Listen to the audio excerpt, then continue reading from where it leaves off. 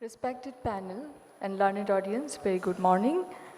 I'm Dr. Farhana Ahmed, going to present my cases. To fight a battle, planning is indispensable. I will talk on my experience, my case of left main. The left main is responsible for supplying more than 80% of left ventricle in a right dominant system and almost 100% of left ventricle in left dominant system. And severe unprotected left main coronary artery disease will reduce flow to a large portion of myocardium, placing the patient at high risk for life-threatening event of LV dysfunction and arrhythmia. So when we are dealing with left main, we are dealing with the 80 to 100% of blood circulation of the heart. So we have to be very meticulous, well planned, otherwise any mishappening may lead to a catastrophe to the patient.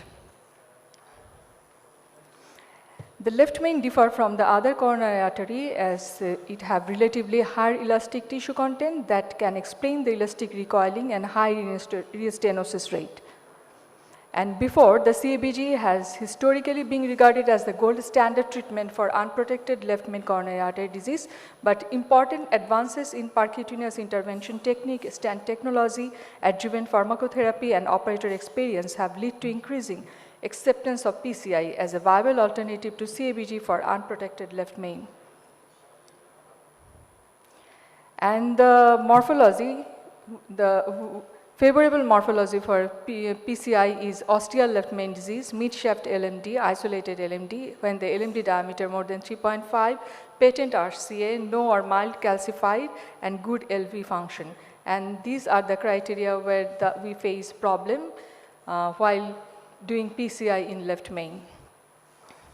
So when we deal with left main, we have to pay utmost respect to the left main. The respect in the sense that we have to know the anatomy of left main, we have to delineate carefully the lesion, characteristics of lesion angiographically as well as imaging, IVAS or OCT sometimes. But I like to admit my drawback of this case that the center where I did this case, there is lack of imaging facilities. So I have to depend on my previous knowledge of imaging to deal with this case. My first case is Mrs. F, 55 years old, pleasant lady, presented with chest pain on exertion for last 2 months. Patient was diabetic, hypertensive, hemodynamically stable, but echo showing anteroseptal valve hypokinesia with ejection fraction 48%. And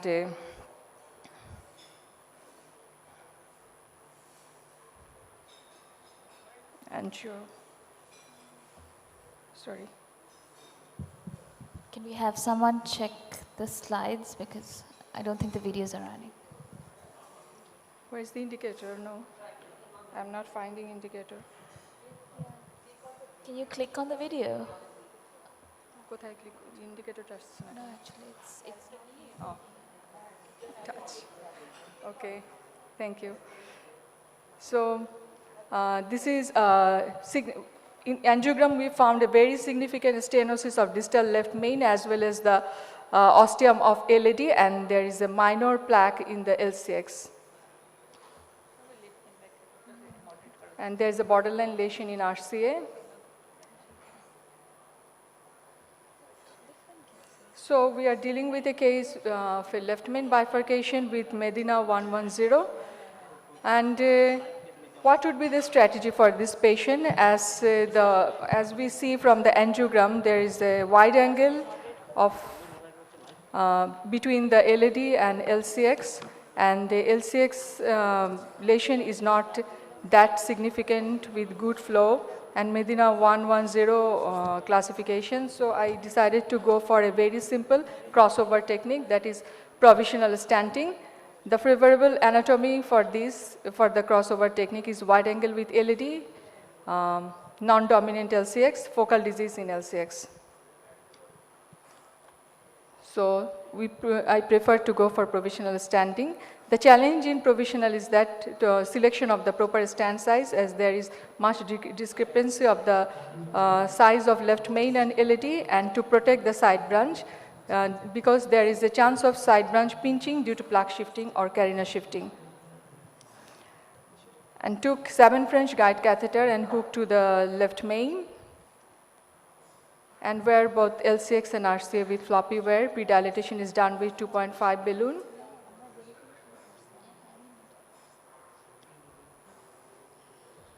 And after proper pre-dilatation, 3 into 38 stent was placed covering the left main ostium. As there is no place of pot in the left main, if I not cover the left main ostium, I have hardly found 8 millimeter length of 8 millimeter space in the left main to further pot. So I decided to go for covering the left main ostium, and the multiple view was taken so that the left main ostium should not be missed. And during left main ostial placement, we have to be more precise, because if we only take care of this border, then we could miss the upper border. But in other part, if we more overhang the stand to the aorta, in that case we may face difficulty in future cannulation. So this is the optimum AOL stand placement to ensured.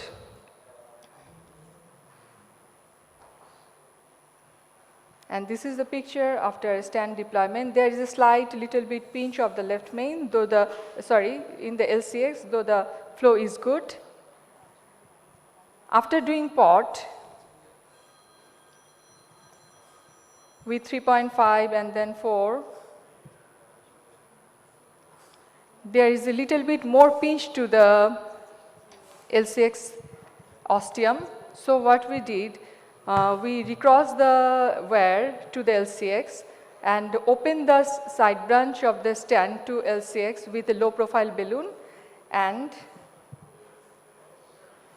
kissing balloon inflation done, and again report was done with 4 balloon with high pressure 20 atm. And this is the final result. This is the final result with good flow in both LAD and LCX. And my second case is really a bit challenging, as the patient was unstable and presented with non-STMI. Patient has ongoing chest pain, and so I took the patient to cath lab, and this is the scenario. There is a very tight lesion